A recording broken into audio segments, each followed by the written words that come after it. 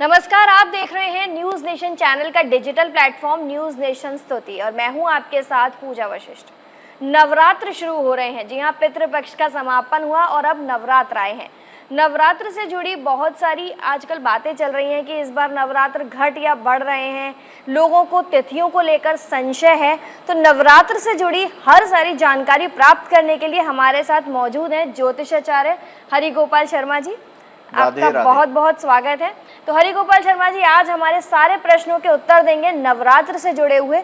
तो पहला सवाल तो मेरा यही है कि काफी ज्यादा सुनने में आ रहा है कि नवरात्रि का कोई दिन घट रहा है या बढ़ रहे हैं, कई बार ये भी सुन रहे हैं।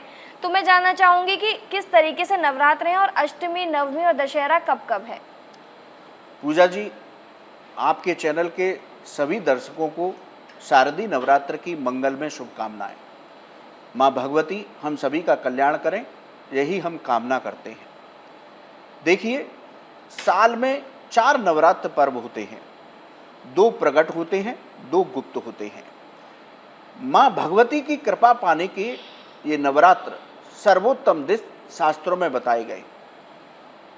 चैत्र और आश्विन मास के जो नवरात्र हैं, इन्हें वसंती नवरात्र और शारदीय नवरात्र कहते हैं। ये प्रकट हैं।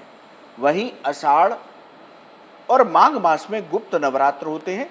उनमें भी विशेष पूजा की जाती है, जिस तरह से प्रकट नवरात्र में की जाती है।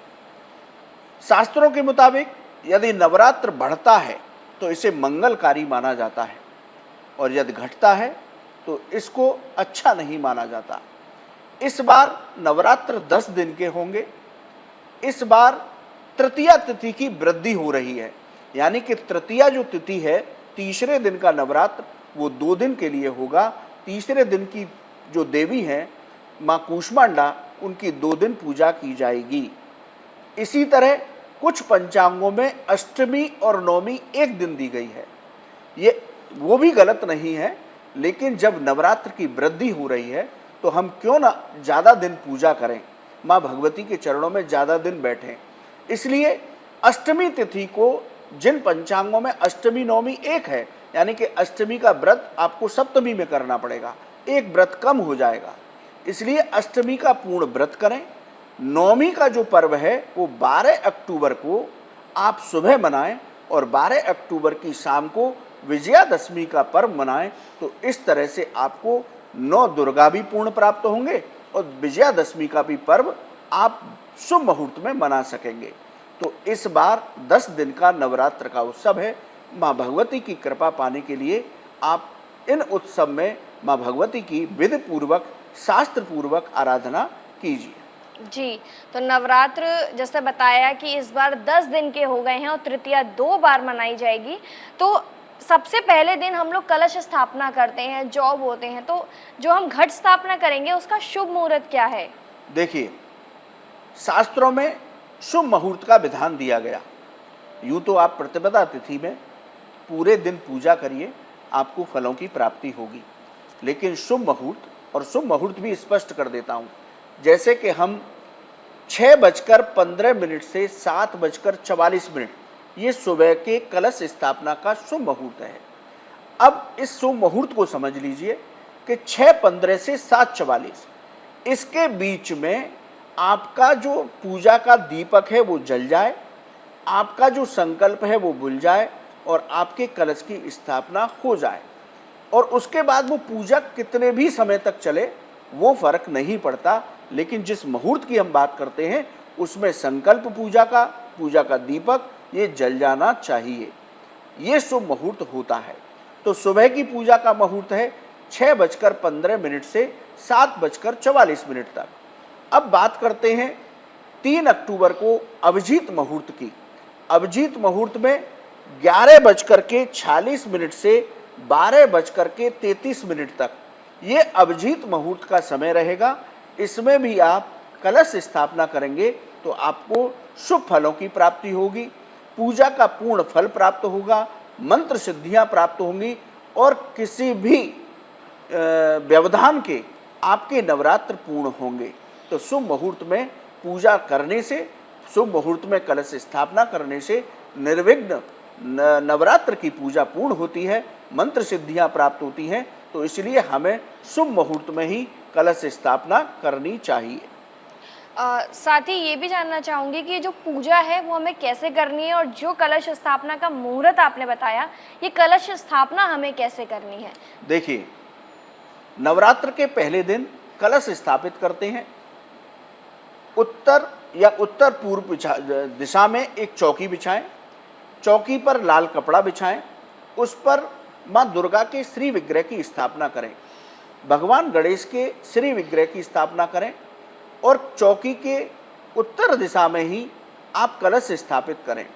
कलश में आप सुपारी डालें, थोड़े से चावल डालें, एक सिक्का डालें, दूर बादल डालें, पंच पल्लव डालें। इस तरह से उस कलश को हमें भर करके रखना चाहिए और उसके बाद अखंड दीपक जला करके सभी का गंगा जल से हमें पूजन करना चाहिए। रोली लगानी चाहिए, अक्षत लगानी चाहिए, माँ को लाल फूलों की माला पहनाएं, उनको चुनरी पहनाएं, गणपति का पूजन करें, कलश का पूजन करें। इस तरह से हमें विधि विधान के साथ हमें कलश स्थापना करके पहले दिन की पूजा करनी चाहिए। पूजा करने के बाद आप माँ की आरती श्रद्धा भक्ति के साथ करें। उसके बाद अपनी गलतियों की क्षमा मांगते हुए उनको साष्टांग प्रणाम करें।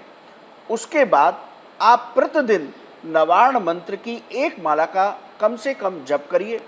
दुर्गा चालीसा का पाठ करिए, दुर्गा सप्तशती का पाठ करिए, सिद्ध कुंजिका स्तोत्र का पाठ करिए। जो आपकी सामर्थ्य है उन सभी पाठों को आप विधि विधान के साथ नियम बना करके नवरात्र के 9 दिन प्रतिदिन इसी तरह पूजा करनी है। स्वच्छता का विशेष ध्यान रखना है। यदि आप शाम को भी पूजा कर रहे हैं तो स्नान करने के बाद ही पूजा करें। इस तरह से आप पहले दिन पूजा शुरू करें और पूरे नवरात्रि तक इसी विधि विधान के साथ पूजा अर्चना प्रतिदिन करिए। जी आचार्य, जैसे हम सभी को पता है कि जो पहला दिन है वो माँ शैलपुत्री का होता है, तो ये जो पूजा विधि आपने बताई, इसके अलावा हम माँ शैलपुत्री के लिए क्या खास तौर से पूजा करें? देखिए, पहले दिन की जो नव दुर्गा की पहली शक्ति है वो है माँ शैलपुत्री। माँ शैलपुत्री बड़ी कृपालु और दयालु हैं। शैलपुत्री जैसा नाम से स्पष्ट है, शैल माने पर्वत। हिमालय राज के यहाँ माँ शैलपुत्री प्रकट हुई। जब हिमालय राज दक्ष प्रजापति थे तब ये वहाँ उनके यहाँ सती रूप में थी। जहाँ दक्ष प्रजापति ने यज्ञ का आयोजन किया जिसमें भगवान शिव का अनादर किया, तो माँ सती ने उस अग्निकुंड में अपने आप को भस्म कर लिया।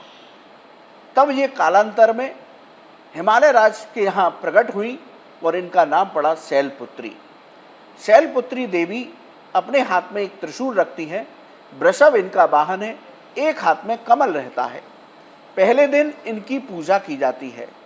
पहले दिन इनको आप जैसे नवदुर्गा की पूजा हमने बताई, माँ की दुर्गा की पूजा करें, उसी तरह माँ शैलपुत्री का भी ध्यान करते हुए इनका स्मरण, इनका पूजन करें। अब इनके विशेष भोग की बात करें तो पहले दिन इनको आप गाय के घी का भोग लगाइए या गाय के घी से बने हुए पदार्थों का भोग लगाइए। ये माँ शैलपुत्री का विशेष भोग है। इसी तरह आपको प्रतिदिन नवार्ण मंत्र की एक माला तो जप करनी ही है। नवार्ण मंत्र क्या है?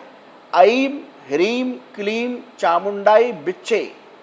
ये जो नवार्ण मंत्र है इसकी शास्त्रों में विशेष महिमा दी गई।